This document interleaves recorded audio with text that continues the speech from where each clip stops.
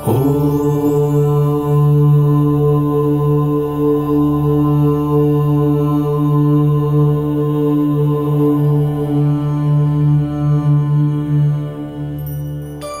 बार भगवान नारायण अपने वैकुंठ लोक में सोए हुए थे। स्वप्न में उन्होंने देखा कि करोड़ों सूर्यों की कांति वाले त्रिशूल डमरूधारी स्वर्णाभरण भूषित सुरेंद्र वंदित त्रिलोचन भगवान शिव प्रेम और आनंदातिरेक से उन्मत्त होकर उनके सामने नृत्य कर रहे हैं। उन्हें देखकर भगवान विष्णु हर्ष से गदगद हो सहसा शैया से उठकर बैठ गए और कुछ देर तक ध्यानस्थ बैठे रहे। उन्हें इस प्रकार बैठे देखकर लक्ष्मी जी उनसे पूछने लगीं, भगवान, आपके इस प्रकार उठ बैठने का क्या कारण है? भगवान ने कुछ देर तक उनके इस प्रश्न का कोई उत्तर नहीं दिया और आनंद में निमग्न हुए चुपचाप बैठे रहे। ध्यान से बाहर निकलकर वे गदगद कंठ से बोले, हे देवी, मैंने अभी स्वप्न में भगवान शिव का दर्शन किया है। उनकी छवि ऐसी अपूर्व आनंदमय एवं मनोहर थी कि देखते ही बनती थी। लगता है शंकर जी ने मुझे स्मरण किया है। अहो भाग्य! चलो कैलाश चलकर हम लोग महादेव के दर्शन करें। ये कहकर दोनों कैलाश की ओर चल दिए। अब मुश्किल से आधी ही दूर गए होंगे कि देखते हैं भगवान शिव स्वयं माता पार्वती के साथ उनकी ओर चले आ रहे हैं। अब भगवान के आनंद का क्या ठिकाना, मानो घर बैठे निधि मिल गई। पास आते ही दोनों एक दूसरे से बड़े प्रेम से मिले, मानो प्रेम और आनंद का समुद्र उमड़ पड़ा। एक दूसरे को देखकर दोनों के नेत्रों से आनंद के अश्रु बहने लगे और शरीर पुलकायमान हो गया। दोनों एक दूसरे से लिपटे हुए कुछ देर मूकवत खड़े रहे। प्रश्नोत्तर होने पर मालूम हुआ कि शंकर जी को भी रात्रि में इसी प्रकार का स्वप्न आया कि मानो विष्णु भगवान को वे उसी रूप में देख रहे हैं जिस रूप में वे अब उनके सामने खड़े थे। दोनों के स्वप्न का वृत्तांत अवगत होने पर दोनों ही एक दूसरे से अपने यहाँ चलने का आग्रह करने लगे। नारायण कहते वैकुंठ चलो और शंभू कहते कैलाश चलो। दोनों के आग्रह में इतना अलौकिक प्रेम था कि ये निर्णय करना कठिन हो गया कि कहाँ चला जाए। इतने में ही क्या देखते हैं कि वीणा बजाते हरि गुण गाते नारद जी कहीं से आ निकले।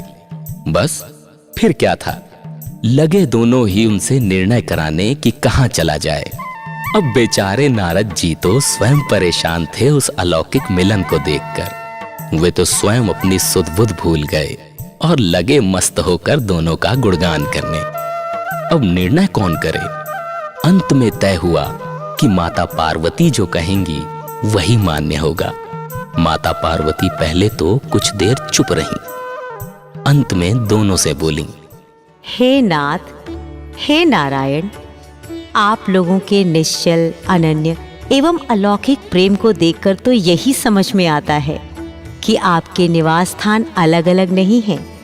जो कैलाश है वही वैकुंठ है और जो वैकुंठ है वही कैलाश है। केवल नाम में ही भेद है।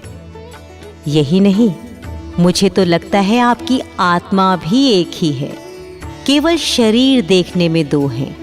और तो और मुझे तो अब यह स्पष्ट दिखने लगा है कि आपकी भार्याएं भी एक ही हैं, दो नहीं। जो मैं हूँ वही लक्ष्मी जी हैं और जो लक्ष्मी जी हैं वही मैं हूँ। केवल इतना ही नहीं, अब तो मुझे पूर्ण विश्वास हो गया है कि आप लोगों में से एक के प्रति जो द्वेष करता है वह मानो दूसरे के प्रति ही करता है। जो आप में से किसी एक की पूजा करता है वह स्वाभाविक ही दूसरे की भी करता है, और जो एक को अपूज्य मानता है वह दूसरे की भी पूजा नहीं करता। मैं तो ये समझती हूँ कि आप दोनों में जो भेद मानता है उसका चिरकाल तक घोर पतन होता है। मुझे लगता है कि इस प्रसंग में अपना मध्यस्थ बनाकर मानो आप मेरी प्रवंचना कर रहे हैं, मुझे चक्कर में डाल रहे हैं, मुझे भुला रहे हैं।